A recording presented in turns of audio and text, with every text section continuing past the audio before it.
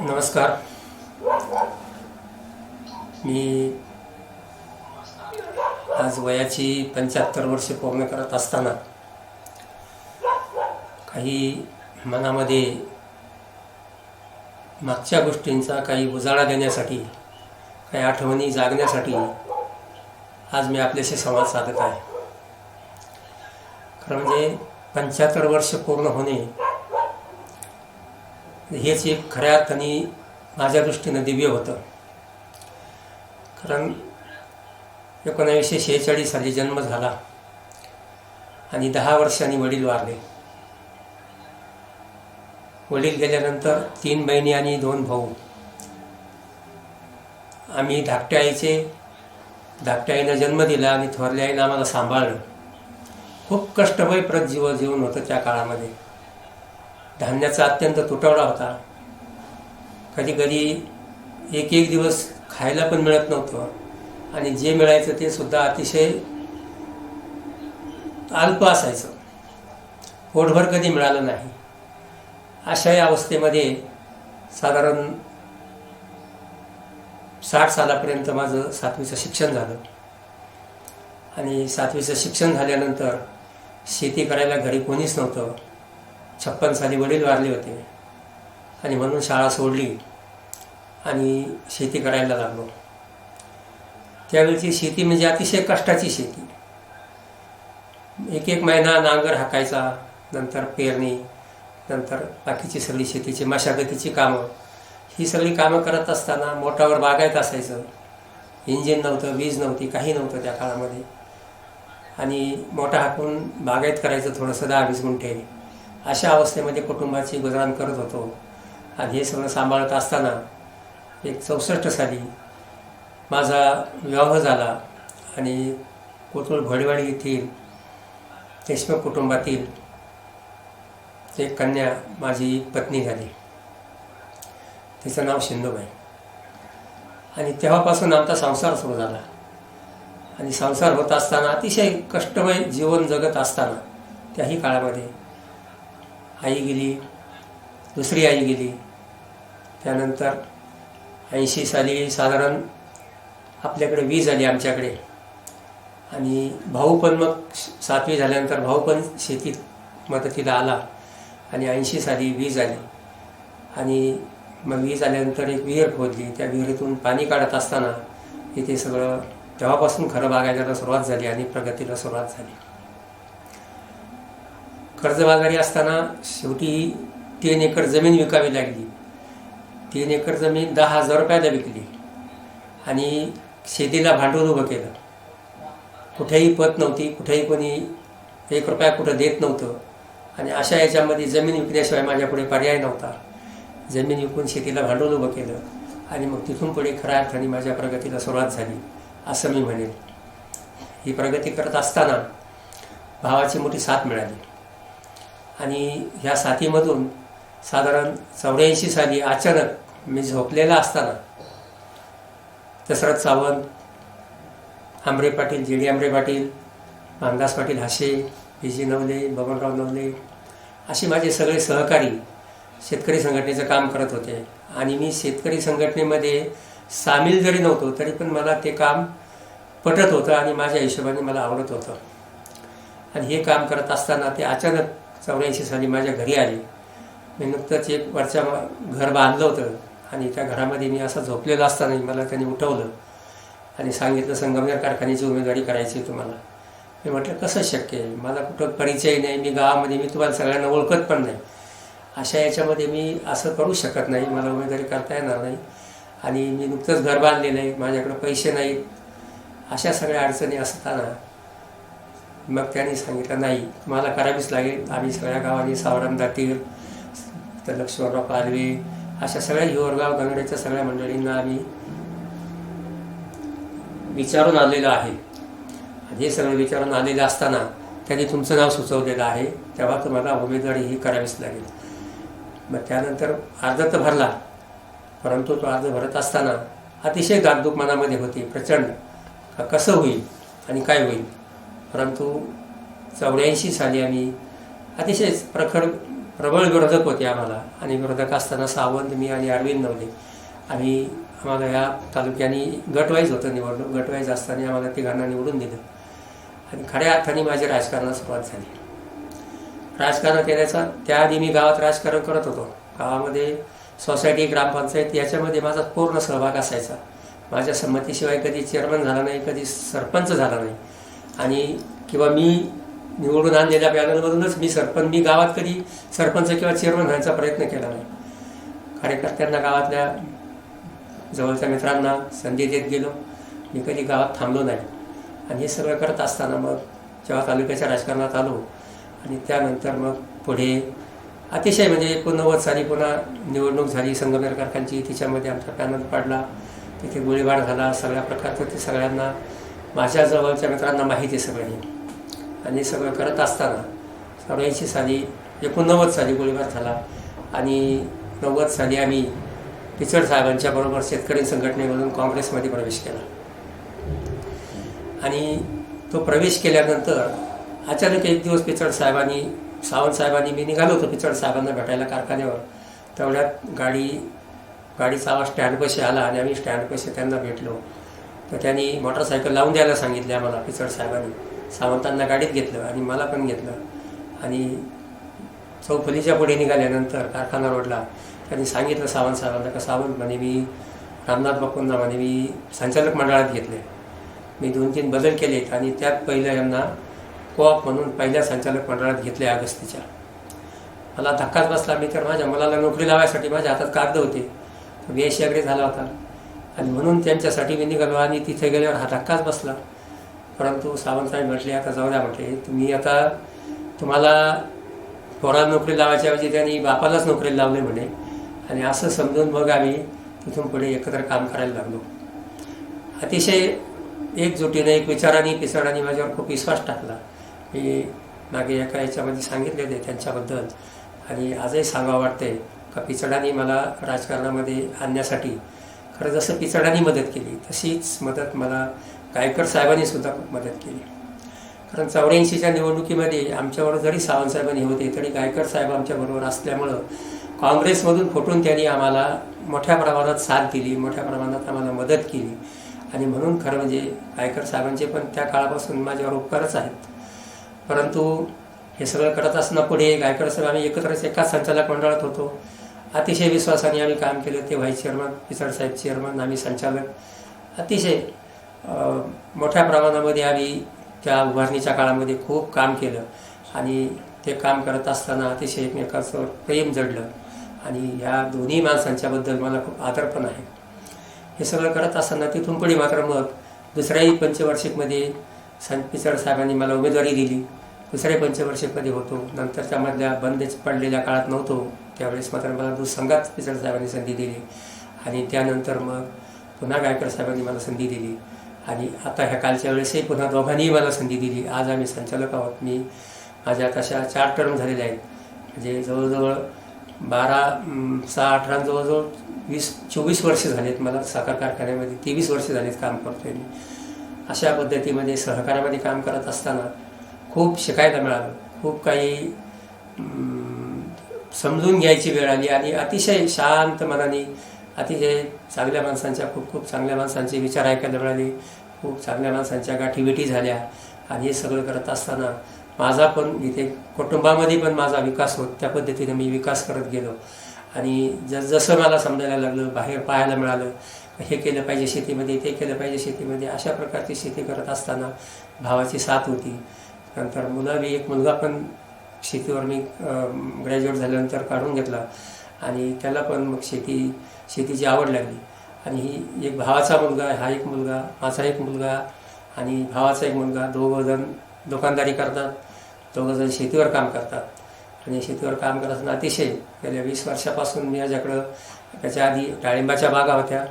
संपूर्ण क्षेत्र माझं 20 एकर डाळिंबाखाली होतं. डाळिंबातही मला चांगले पैसे मिळाले. आणि त्यानंतर मला डाळिंबाच्या नंतर मग मी द्राक्षाकडे वळलो. आणि आज 17 वर्ष झाले माझ्याकडं द्राक्षाचे पीक आहे. मी द्राक्षाचं पीक घेतो आहे. अतिशय उत्कृष्ट क्वालिटीची द्राक्षे आमची मुलं बनवतात. आणि ही सगळे बनवत असताना माझी द्राक्षे जवळजवळ म्हणजे आत्तापर्यंत माझी 1-2 अपवाद वगळता बाकी हे 2-3 वर्ष मला थोडे अडचणीचे गेले. कारण पीक काढणीच्या वेळेस पाऊस झाला आणि पावसामुळे क्रॅकिंग झालं, त्यामुळे एक्सपोर्टला माल गेला नाही. आणि त्यानंतर मात्र त्याच्या आधी सबंध दरवर्षी माझा एक्सपोर्टला माल जायचा. 100-80 रुपयापासून पुढेच भाव मिळायचा. आणि हे सगळं करत असताना आर्थिक सुबत्ता येत गेली. आर्थिक सुबत्ता आल्यानंतर मुलांची लग्न झाली. त्याच्या आधीच मुलांची लग्न झाली होती, काही मुलांची झाली, काही नंतर झाली. मुलांची लग्न झाली, पुतण्यांची लग्न झाली. त्यानंतर भाऊ भाऊजाई मंडळी माझी आणि मी असं आम्ही चौघांनी खरं म्हणजे हा प्रपंच अतिशय कष्टातून उभा केला.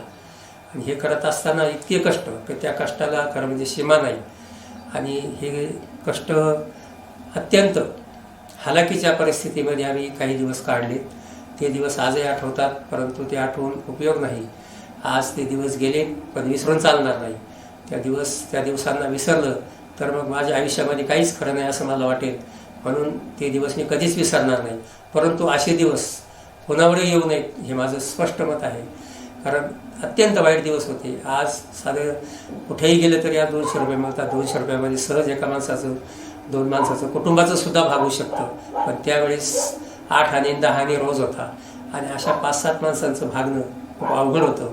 म्हणून तेही रोज काम नव्हतं. त्यामुळे अशा परिस्थितीमध्ये असे दिवस कधीही कोणावर येऊ नयेत असं माझं मत आहे. एक सांगत असताना ह्या काळामध्ये अत्यंत खूप मित्र मिळाले. खूप अतिशय चांगले मित्र मिळत नातेवाईक तर अतिशय उत्तम माझे नातेवाईक आहेत. नातेवाईकांच्यात माझ्याशिवाय आज माझा एकाही 4 सुना आहेत. 4ही सुना ग्रॅज्युएट आहेत. मुलं माझे ग्रॅज्युएट आहेत. 2 पुतणे ग्रॅज्युएट आहेत. अतिशय आमचं एकत्रित कुटुंब आहे. आणि विशेष म्हणजे माझ्या कुटुंबाचा लहानापासून आज माझ्याकडे एक 5 वर्षाचा नातू आहे माझा, धाकट्या मुलाचा, धाकट्या पुतण्याचा. तर त्याच्यापासून तर माझ्यापर्यंत आमच्या सगळ्यांचे मेडिक्लेम आहेत. आमच्या कुटुंबामध्ये टोटली सगळ्या फॅमिलीचे 20 माणसं आहेत. माझ्या फॅमिलीमध्ये सर्वांचे मेडिक्लेम आहेत. तेव्हा मला असं म्हणजे शेतीमधून ही प्रगती करत असताना आरोग्याच्या दृष्टीनं पण मी बऱ्यापैकी माझ्या कुटुंबावर लक्ष केंद्रित केलं. आणि हे लक्ष केंद्रित करत असताना माझ्या कुटुंबाची खूप मोठी मला साथ मिळाली. हे सगळं करत सुनासुद्धा अतिशय उत्तम घरच्या, मोठ्या घरच्या सुना आहेत. परंतु अतिशय सोज्वळ आणि अतिशय याच्यामध्ये वागणारे, आज्ञेत वागणारे आहेत. कुठेही एक शब्दसुद्धा कधी फिरून बोलणारे नाहीत. सासरला तर नाहीच, मला तर नाहीच, परंतु नवऱ्यांना देखील नाही. आणि कोणाला अतिशय सगळ्यांनाच एकमेकीशी अतिशय मन मिळवून राहणाऱ्या अशा सुना मिळाल्या. आणि त्यांच्या सुना, आमच्या सुना चांगल्या असल्यामुळेच आमचा प्रपंच आजही चांगला आहे. आजही आमच्या कुटुंबाकडे जरा वेगळ्या पद्धतीनं पाहिलं जातं. पूर्ण पंचकृषीमध्ये एक कुटुंब, हे वेगळं कुटुंब आहे असं एक पाहिलं जातं. आणि ह्या कुटुंबाच्याबद्दल मला खूप अभिमान पण आहे. आणि माझ्या कुटुंबावर खूप प्रेम पण आहे. आणि ह्या सगळ्या वातावरणामध्ये, ह्या सगळ्या राजकीय याच्यामध्ये आता काही थोडंसं असं वाटतंय की आता कुठेतरी थांबलं पाहिजे असं मनामध्ये विचार येऊन जातो. परंतु तो विचार अजून मी पूर्णत्वाला नेला नाही. त्याचं कारण असं का मला माझ्या मित्रांना, माझ्या सगळ्या विश्वासू मित्रांना, मला सगळ्यांना विश्वासात घ्यायचं आहे. माझ्या कुटुंबाला विश्वासात घ्यायचं आहे. आणि हे करत असताना कुठेतरी नवीन माणसांना संधी पण दिली पाहिजे असं पण वाटतं.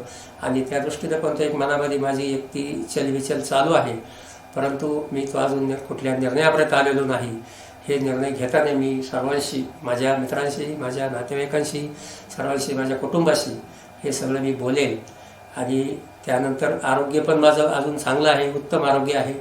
आज 75 वर्ष पूर्ण करत असताना कुठलाही असा कायमस्वरूपी असा आजार नाही. आणि त्यामुळं माझे ऑपरेशन झाले, 4-5 ऑपरेशन झाले.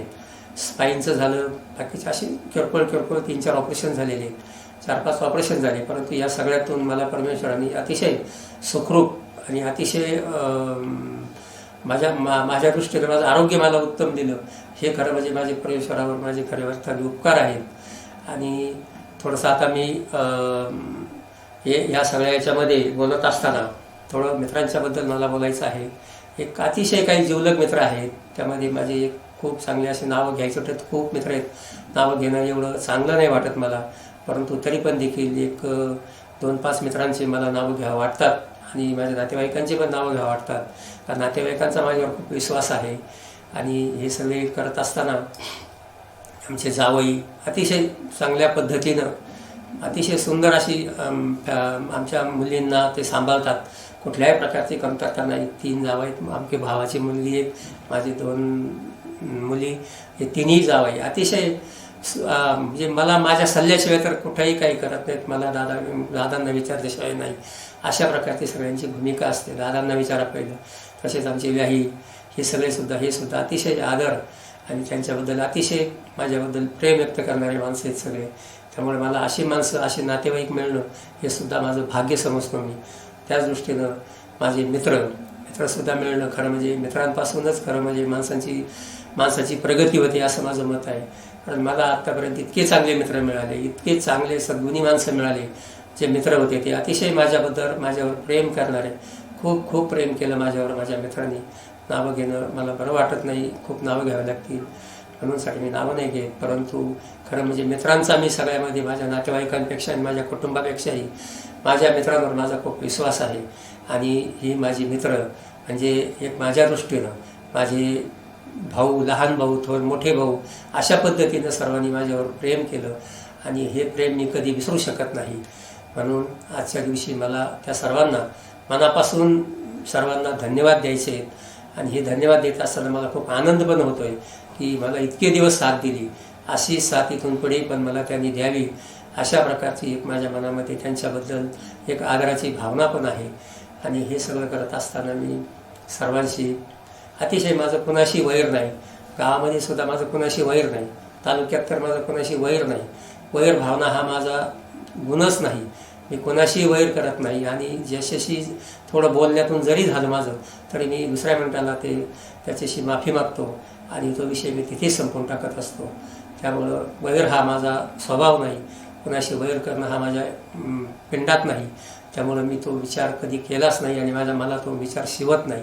हे सगळं करत असताना म्हणून गावातसुद्धा अतिशय माझे चांगले सहकारी मला गावामध्ये मिळाले. गावामध्ये डेअरी काढली, पतसंस्था काढली. त्या दोन्ही पतसंस्था देखील दोन्ही संस्था अतिशय उत्तम रीतीने चालू आहेत. पतसंस्था जरी गावापुरतं क्षेत्र असलं तरी अतिशय मोठं काम करते. खूप लोकांना मदतीचं आम्ही त्याच्यामधून साधन केलेलं आहे. कुणालाही ऐन वेळेस मदत लागली तर त्या पतसंस्थेच्या मार्फत आम्ही त्यांना मदत करतो. अशा प्रकारचं एक अतिशय लोकोपयोगी कामसुद्धा पण करण्यामध्ये माझं योगदान आहे. पतसंस्थामध्ये होतं, तसंच ग्रामपंचायतमध्ये पण होतं, त्यानंतर पत सोसायटीमध्ये पण होतं. सगळ्या ठिकाणी सहकारामध्ये मला सहकार खूप आवडतो. सहकार हा माझा आवडता विषय आहे. त्यामुळे सहकारावर माझं प्रेम पण आहे. आणि म्हणूनसाठी आत्तापर्यंत दिलेल्या या सर्व मित्रमंडळी, पाहुणे, सर्व नातेवाईक आणि माझं कुटुंब, खरं म्हणजे माझ्या कुटुंबाचे किती आभार मानावेत हे मला कळत नाही. कारण आजही माझ्या शब्दाच्या बाहेर एकही जात नाही. कोणी मला विचारल्याशिवाय 1 रुपयाचा सुद्धा कोणी व्यवहार करत नाही. आणि केलेला व्यवहार माझ्याकडे अतिशय चोख पद्धतीनं पण आम्हाला हिशोब दिला जातो. मी मागत असो तरी होऊन ते हिशोब देणार मला. कारण आमच्या कुटुंबामध्ये पहिल्यापासून ही एक प्रथा पडलेली आहे.